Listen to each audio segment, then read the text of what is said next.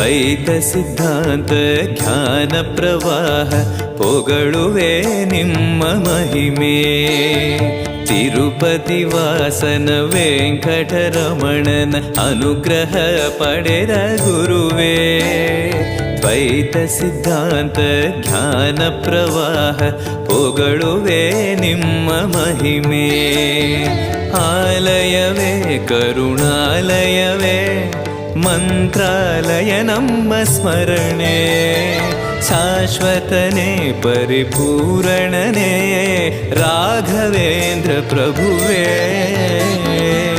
पूज्याय राघवेन्द्राय सत्यधर्मरताय च